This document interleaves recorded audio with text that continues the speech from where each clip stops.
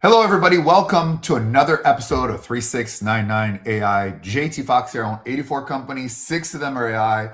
My CEO, who runs all of my companies, but now spends 98% of our time on the AI. The idea here, and by the way, if you want to join this amazing club, we do this live once a week at this time, 5:30 Eastern time every week. We also have another one called Billionaire versus Millionaire Club, where we attract billionaires over there, and that's every Thursday at 8 a.m. Eastern time again. And every single day, I document my day right here on this platform so you can see the good, the bad, the very bad, the worst, the horrible of running a business, because it is hard and sucks. And running an AI business.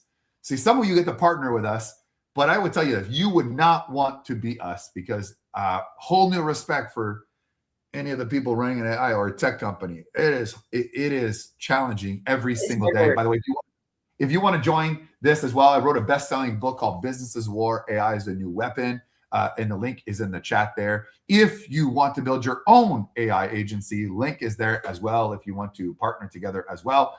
And I just basically got off a meeting with Mark Cuban. And you can take it away, Screaming Ninja. Mark Cuban, by the way, you can get that book on Amazon if you want as well. And if you want to join the sort of the AI club, go to my Instagram, JT Fox Official, comment 3699. So I had the pleasure of having a 30-minute meeting with Mark Cuban. And I'll tell you the story, the background of how it is. I've been trying for 7 years, and I've been communicating for 7 years to try to get them to come to my event. We do an event once a year. We have celebrities, Kevin Costner, Kris Jenner, Pacino, Stallone, Schwarzenegger, billionaires. And sometimes when you go to billionaires, it doesn't matter how much money you have, or they just don't want to do it. Like he just did not want to do it. And every year it'd be like, yeah, check again. So then I moved my strategy to podcasts, and then he was ready to do the podcast. And then there was the trade with Luka Doncic, which is where they traded away, and that created huge backlash. So he saved everything. And so I'd be like, oh yeah, coming over. And there was an opportunity through a foundation to basically have a 30-minute with him. And I think I got into a bidding war with another billionaire or something like that. And it was like, I'm like, you know what? This is my shot. I got to get in front of him. So I bid a bit too much than what I thought it. But again, one of my rules, how much money are you willing to lose in the relationship? I guarantee you no one here in this chat would have spent the money that I did. And then what I did is, of course, I invited 4 of my clients to come along. And the problem is that we've had a lot going on, so there was no pre-planning. Like if you read my first book, Business War, as the New Weapon, I kind of blew it with Michael Dell a little bit at first. So I'm not preparing, but I kind of know. We had met him in Vegas. We were at CES 3 years ago. And like, there's Mark Cuban. And the whole time I'm like not eating. And I go straight to him. I say, hey, Mark, can I have a picture? Blah, blah, blah. And then he's like, sure. And then I said, oh, yeah, you're the guy. And before I could say anything, the answer is still no. So I was like, damn it. So persistence. It's literally 7 years into the making. And we finally get on. And normally I like to have Zoom so I can control the environment, know how to lay up the screens. And we get on Teams, and I've got double echo. Like when I say double echo, whatever I said, I can hear myself back. And I'm like, oh, no. And at this point, I'm like letting my people, with all my AI partners, to ask questions first. And they're asking great questions. And then Scott, who you guys know, maybe he's in the chat, in the middle of his question, his power goes out in his building. So he has to get back on his thing. And it's just like, and it's not, 2.2 asked the question, you did great. Andrew asked the question, they did great. But because it's Teams and they have open mics and they had note takers, and the assistant open mic, if they had just shut off, they would, if you have too many mics on. So I'm like with my phone trying to like record. You know what I mean? Did you not just say, hey, can you guys turn off the mics? Because it's no. This is Mark Cuban. How do you know? It could be. By the way, you definitely know I ain't going to be AI based on on how that went. And but his assistant looked very nice, but I would say she was in her 70s if I was guessing. Very nice woman, but I think she'd been there for him with a very long time. So technologically, I don't think we were there. And and he showed up a few minutes late. So we're going, and in the middle of the interview, by the way, he's like, oh, Shaq's calling. It was so funny, like, Shaq's calling. Sorry, Shaq. It was just a really cool thing. So we asked a question about AI. So the first question is Eugene, who may be on here, great guy from Barbados. And he asked a question about why people don't adopt AI earlier. And Mark Cuban said, here's the biggest problem. It's the same people that miss every opportunity, right? And he mentioned crypto. He mentioned websites. Like he was brockcobb.com before the internet and didn't see the opportunity. And then when they see the opportunity, it will most likely be too late. You're seeing that with gold. You're seeing that with silver. You're seeing that with everything right now where people are getting in too late. And he was like that's the biggest issue is they don't get it. And you have very successful people who realize how important it is. So the more successful people are, the more they're learning and adopting by it because they can see the change. The less successful people are, the more they're not using it or just using it in the wrong purposes. And then Scott talked about his tool and he gave advice on that. And then I said, what's our model, right? So we are one of the largest AI agency globally around the world. By the way, you dream it, we AI it. We also had to create one of the powerful business knowledge bases. I was able to replicate the first 9-figure brain. If I was to look at something, how it makes a decision. And also too, and the super AI intelligence brain. So it's got 15 different brains and it is amazing. And we did live demos while we were on the road last week. Last week, I was in Zurich, London, Abu Dhabi, Dubai, Singapore in 5 days. 5 days, each places. That's around the world.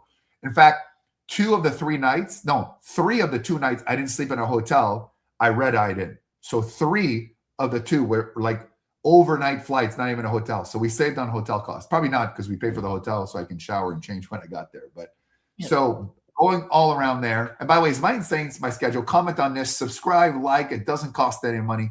It helps the show. And I explained to this. He goes, wow, that's a great concept. He goes, but eventually what's going to happen is everybody's going to put a brain out, kind of like the app world, right? It's going to be saturated. And then I told him about the key is the implementation is what we do. Here's what he said. Right now in AI, Mark Cuban, the greatest quote he said, right now in AI, we're in the first inning of preseason. That's how early it is. And he goes, those who start now will make more money than they've ever dreamed of if they start now. And then he gave me an idea, which I think we'll look into. Because we know how to do that business.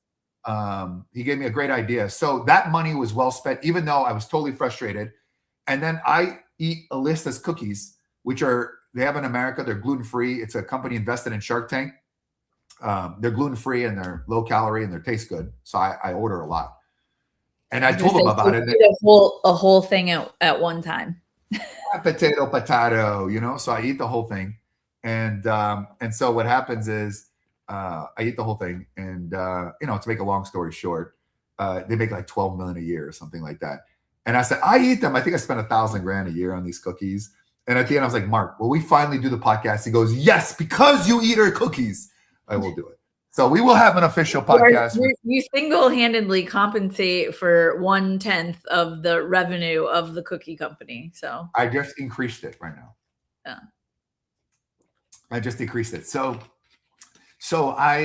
the fact that he says, so what do you think now? Mark Cuban actually validated our concept. And it also puts things in perspective on some things that we're working now, right? And the issue for us is, are we in the making of things or are we in the implementing of things? And I think, and he said, the money is in the implementing, not the making, because anybody can make anything. He says you can go to Claude or OpenAI code and put it in there. Very dangerous to make things in there. Now, our unique selling proposition, because it's based on 8,000 hours. By the way, if you guys want all 8,000 hours of content in my AI, right? I'll give it to you all. Just go to my Instagram, DM25, the number 2 and 5. And then you'll get it. You'll get the link to that. Like literally all 8,000. In fact, I'm the only one in the world who records every one of his coaching session from broke to where I am today. And literally like recorded Trigon. So what do you think here? This was, and then right before that, I talked to a guy who sold his company, Vic Feller, 3 companies for Berkshire Hathaway. And him and I just got onto the AI about what he did. He goes, this morning, I talked to 30 minutes straight to my AI. Like just I did. And he was like, it was like, wow. And then he created something. What he wanted to do is create another company that's kind of like men's product, health, like Squatch and stuff like that. But he wanted to create something that he could track every price of the product everywhere, and then created the code. And then they put it into Lovable, which is another AI sort of app making thing. Yeah, we use Lovable. We do? Mm-hmm. I don't even know. See? That's what I'm saying. I think there's a lot of things you don't realize that we actually do implement that you're unaware of. But yes, I'm familiar. Just like my favorite when you were sending me all the different things and I was like, JT, we use those already. Remember when you first started researching AI and you would be like, what about make and what about this? And I'm like, yeah, we use them. Yeah. Look at your dog. It's like really, it's going to get high ratings. Do you like the dog? If you like the dog, subscribe, like, and comment. If you don't like the dog, like, comment. She wants to be a star. She was laying in her bed and then we went live and she said, you know what? I want to be part of the live stream. So what do you think? How can we, and he said something that was really interesting too. He said, you need to create a product. Like the key is like where everyone's going to want the product no matter what. Like it kind of sells itself. And of course, he was saying they spent a lot of money in the Dallas Mavericks marketing, the games coming up and things like that. Like there are businesses you have to promote. On one hand, a product like Lovable kind of caught fire, sells itself, and then you build up, I guess you build that brand awareness. But then there's some products you have to market.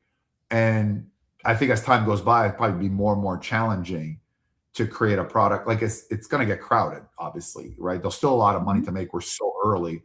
So what are your thoughts about Mark's conversation?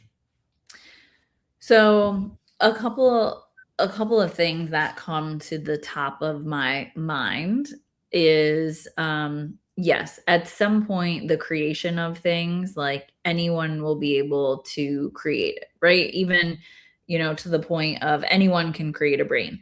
Now, I do think though there's a difference in the creator of the brains of the actual creator of the brain, right? So I look at it like this. Like we have JT1 that's built on our core brain platform. JT1 is built with the business brain of somebody that's worth 9 figures.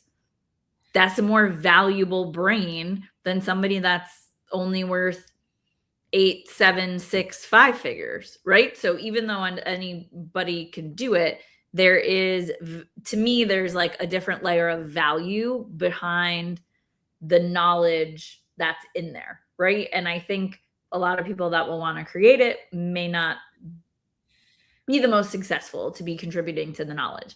Now, on the flip side of that, I think on the implementation, that is needed, right?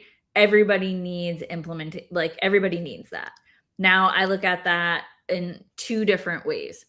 One, I think implementation has the potential to turn into the next marketing agency, meaning everyone started a marketing agency because you got a ClickFunnels account or a Go High Level account. So now I'm a marketing agency and I can do marketing for you. And then everyone signed up with all these marketing agencies and then everyone got burned and everyone's pissed and everyone's like, how do you find the right marketing agency? Because everyone became a marketing agency because you just needed a ClickFunnels account. And I think implementation of AI could become that, right? It could become everyone's out there peddling, I can implement your AI. So it could become a space where how do you separate the people that actually do it versus the people that say that they do it, but all they have is a GPT and they're building you a custom GPT brain for free. Do you get what I'm saying? Like, I think implementation could turn into the next generation of marketing. Is there a difference between implementation where someone says we can do all that stuff and they really can't, versus when you buy a Salesforce or HubSpot that says they could do everything, and then you get in and you don't know how to use it, and you got to hire like one of these guys to actually go in to implement it from a technical standpoint? With any of those platforms, you do have to do implementation. I think the difference with AI is like with AI implementation, a company isn't like when we've used Salesforce, we currently use HubSpot, we use Go High Level, we've used Keep, formerly Infusionsoft, we've used all of these platforms, right? Majority of them, you buy the platform, then you have to hire someone to implement the platform, right? Or you have a department of people in your company to implement the platform. The difference is with AI, it's not like, oh, I bought this platform, implement it. With AI, there's employees, there's voice agents, there's marketing, there's all these different AI tools that how do you implement them all together? Then how do they sync with your CRM?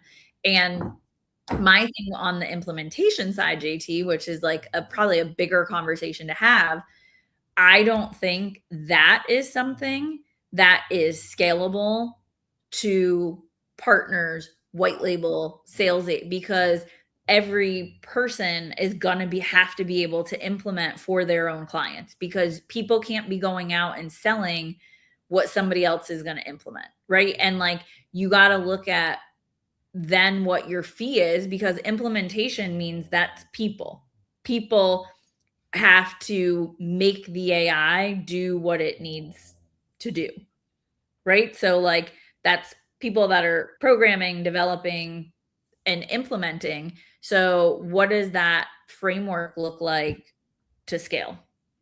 The challenge is, and I think Mark said the same thing I've been saying, this idea that the business owners are just have no time or just not willing to learn, right? That's like the first thing that Mhm. that comes to mind, right? So that's number one. That's number one. And the second thing is the employees are very resistant to change because they're very resistant to change because they're afraid they might replace us. Like, for example, I saw a video yesterday, and I think I sent it to you in the marketing department. And it was somebody, and I know him, Simon from Culture Kings in Australia. And he said he had his accountant, they had this issue. To accounting. And he says, just put it into the AI and this solution of reconciliation. There could be things that are built. And I bet you at 1,000%, because all the AI is math and numbers. I mean, it's taken months to get some numbers in some companies. It's insane. Like, our buddy Lance Bachman gets his numbers on the, and he's got a lot of companies, a lot of different things. And he's got, 5 people in his accounting department, and they get the numbers on the non-negotiable 12th of the month. Right. So, Very right. And different. I mean, they have a lot of roofing transactions. yeah, but you're also selling a $2,250 product that has 5 splits on it. Well, there's splits too, right? There's them, there's the partner, there's the, cost of the business. Well, But a roof, it's a one here, right? You're doing a much lower volume, right? Think about it, right? If we're doing $100,000 a day and there's $25, $19. You really think that AI can't do the stuff that the inputting that No, I'm not saying it can't, but I'm just saying, like, perfect example, right? We were looking at, hey, how can AI answer our support emails?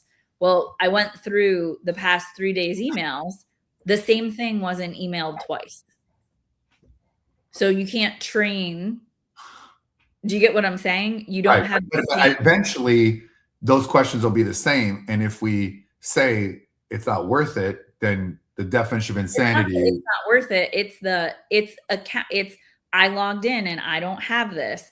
I can't find where I access this. This used to work. Now it's not working anymore, right? It's all like, there's got to be like, there's now an AI, I think I said it too, that literally tracks like what you do, like watches what you do every day and how you do and how you answer. And then it trains based on that. Mhm.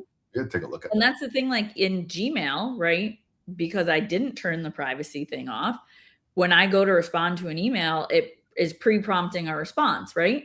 50% of them are totally wrong, right? Totally wrong and half the time I'm like, yes, I should send this email, because my favorite is, for some reason recently, I keep getting, oh, don't worry, Reggie will reach out to you on that. For some reason, that's what like the Gmail is prompting, right, as the response. But 50% of the time I'm like, okay, that's at least half of what I need to say. And then I can add another line to it and it like is speeding up that process. So I think it's kind of a, you know, it's, you know, we were looking at, I'll give you another perfect example. We were looking at in Mega, how do we use AI to send invoices? Because client request invoices all the time, right? We can't do it because we sell a package of 6 things at this price. But in our system, it's line itemed, and each thing is line item to have value to it. So I can't have AI create the invoice because it's pulling the 6 line items with each of their value. We have to blow up our business. Value. Do you get what I'm saying? So it's like little things like that that are just kind of fundamentally how we operate our business are like, okay, that's not super conducive to just pull, like it's very A to B, right? It's, or you have to be able to say, hey, I'm going to take the time to build the thing, to do the thing.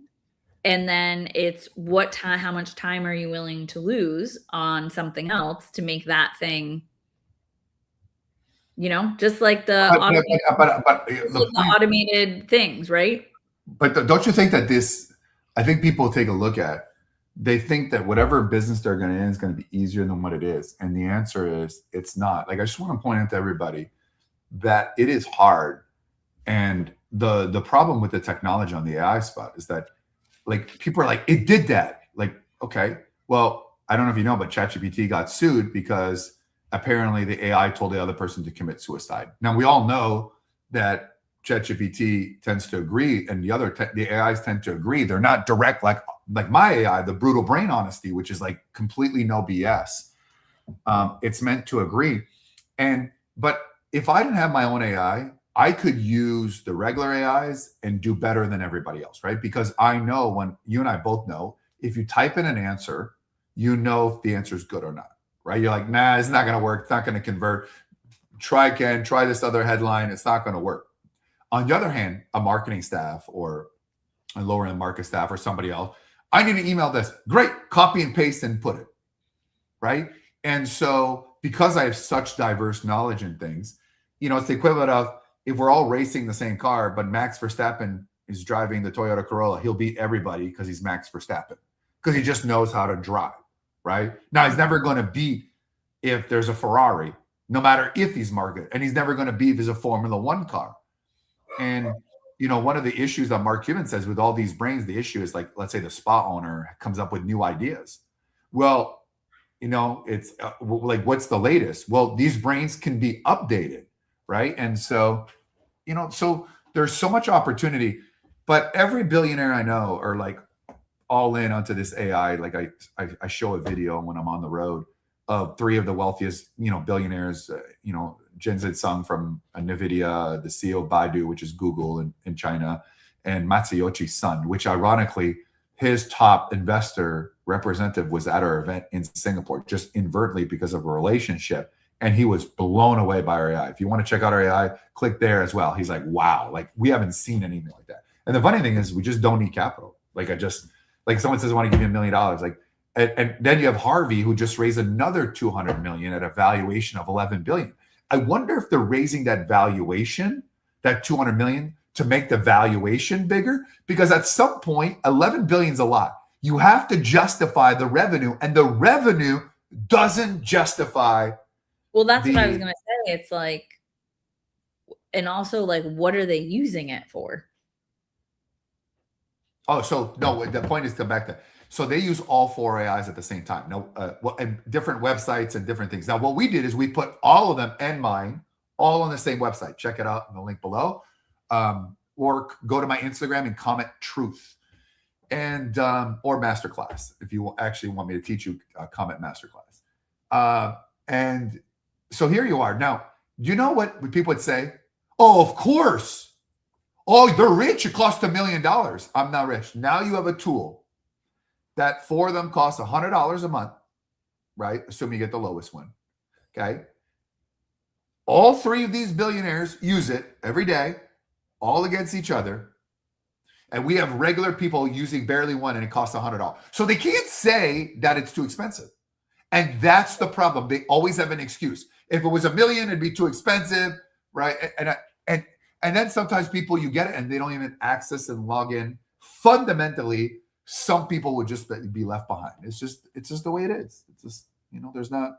Well, and I think people, a lot of people I think started using Broke GPT and are just like, that's what I use every day. And that's what I know. And that's what I'm comfortable with. And I use that because that's what I use. And it's just that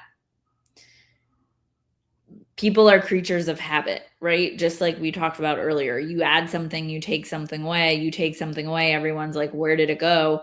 Because it's habit. It's habit of, this is how I used it, this is how I'm used to it. And it does, like, every time, think of it this way. Every time there's an iPhone update, everyone's like, oh, the new update, it sucks. My phone's all messed up. Like, what happened? Here's another part. You're getting rid of ChatGPT 4.1, and people are outraged. This is like the lowest version, and there's like a revolt. But it's like, then 2-3 months later, everyone forgot your phone was updated, and you just get used to the update, right? And like, I don't think I recall anyone ever being like, oh my gosh, the newest iPhone update, you got to do it right now. No, everyone's like, oh, don't do it. It messes up your phone. Right. But eventually everyone does it. And eventually nobody's talking about it anymore. And you're like, oh, this is fine. And it works fine. And it does what I need to. And oh, look at this cool feature that now I found that wasn't here before. So it's just, that's what it is, right? People are using their Broke GPT because that's what I would say really kind of made the biggest splash first. So that was the everything everyone was talking about, and what everyone was like, have you used it? Are you on it? You got to try it. So that's what people are comfortable with, and people are creatures of comfort and don't try. Ooh, look at you. Creatures of comfort. I like it. But like, they are. And so they don't want to do the new thing because now I've got to do something new, and it might work differently and it might look differently. And what about everything that I have over there? And like, for me personally, right, I still use Broke GPT, but I use Broke GPT for like food recipes and workout plans and like what I'm going to call general life things, right? Which technically you can put it into the web search brain, optimize, and you would get as my. But I use Core Brain for like business things. Do you know what I'm saying? Like business, all the things that I do from a business standpoint, a work standpoint, that's what I use Core Brain for, because I don't really want my what's the best banana bread recipe in the middle of my creativity, like marketing emails and client responses and analyzing funnels and building out legal documents. I don't want banana bread in the middle of that. It's funny is that a lot of people put their recipes in there, and now the nutritionists, like the wellness, the fitness people, and now the insurance people, they're all replacing you. And that's because they've been using Le Broke GPT. Right. It's so funny. I branded it. And people say, why do you call it Broke GPT? Because it gives you broke answers. If you actually type in how to run a business, it's better than whatever knowledge they have. Listen, I'll do a test and I'll report back on one of these lives. I use Broke GPT for a banana bread recipe that was tons of reviews, tons of users, and had 5 stars, and it was not a 5-star recipe. So now I will do it in Core Brain on the web search, get a different recipe, I will bake that, and I will compare and then put it into the super AI intelligence brain, because my 9-figure brain doesn't know how to do that because I don't cook. So I have that's my point. Like, I'm definitely not asking the 9-figure brain for a banana bread recipe. Well, maybe you got some 9-figure banana. Well, no, the 9-figure brain would say, get your ass back to work and stop making. That is a good point. And also, too, if we talk about the Savannah Bananas is an entity of JT's friend, Jesse Cole, who has now built a $500 million brand. Like, he did a cruise with like 2,000 people that are all bananas with 600 of the players and all the staff. The guy's done a really good job. He's done a really good job. Well, everyone, again, if you want to attend the AI Masterclass there, you want to try the AI, link below. If you want to be part of this 3699 AI club, where we have a lot of interviews behind the scenes, where AI researchers, AI billionaires that don't want to go on YouTube, it is free. It's an amazing community. And also to any of the virtuals we do, whether you want to do M&A, AI with us, AI agency, also link there. So Ninja, make sure all those links are there. And also, in addition, Thursday morning, 8 a.m., billionaire versus millionaire versus 100,000 thinking. We had last week, we had a guy that's worth 500 million. This the week before, a billionaire. Surprise again this week as well. So it's a great show as well. Really appreciate if you could like and subscribe. Doesn't cost any money. Helps us a lot. Thank you so much, everybody, for believing in us and using our AI. And if you don't, just try it. You'll see. You'll experience a difference. And once you go there, you never go back as well. So thank you, Francie. Thank you, everyone. And we shall see you next week at 5:30 Eastern Time and Thursday at 8 a.m. Eastern Time.